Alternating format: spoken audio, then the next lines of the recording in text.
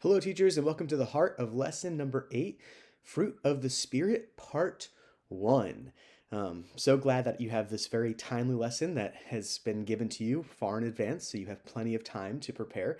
Thankfully, this should be a fairly simple lesson to prepare, nothing too crazy happening here. We are going to be focusing on 3 fruits of the Spirit, mostly love and joy, and a little bit of kindness. Which I feel like kindness is the one that kids hear about the most in our world and already understand a lot.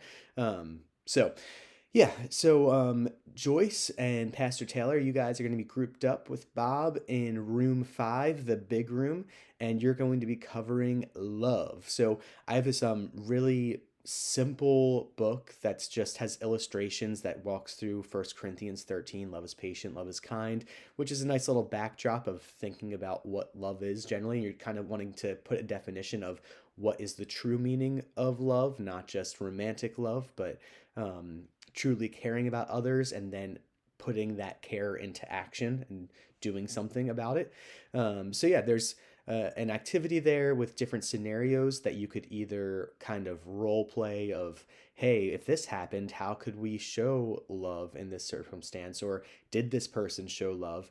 And then the older kids, especially, I think you could easily split them up and give them one of those scenarios to act out for the class, and then the class decides whether or not they truly showed that they loved that person or not.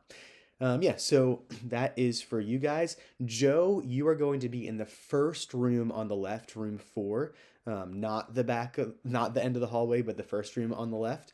And you are going to be covering joy. And there's a couple of things in there. There's a really easy activity to start off with, which might be a little bit silly for the older kids, but they'll probably enjoy it anyways. Just thinking about like happy versus sad, but then you're going to be talking about how joy is different than happiness.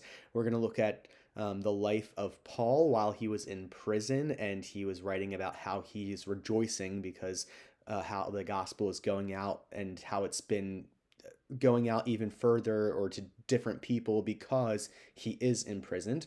So talking about that a little bit, and then there's a quick activity at the end there that just has a glass that you fill up with ping pong balls. Well, maybe just like 2 or 3 ping pong balls. They're going to pretend are really heavy, and they're supposed to represent those heavy things, burdens, bad circumstances that we might experience in life. And then you fill the glass up with water, and those ping pong balls are going to rise to the top so that they're just barely hanging on at the very top of the glass.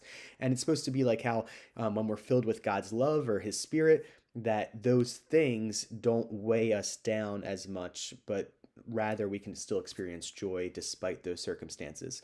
And then Abby, I'm going to have you do a craft in room 6. That will be a simple craft, probably if it works out how I'm planning it, because Debbie Wilt gave me a craft. It's probably just going to be a generic fruit of the spirit craft.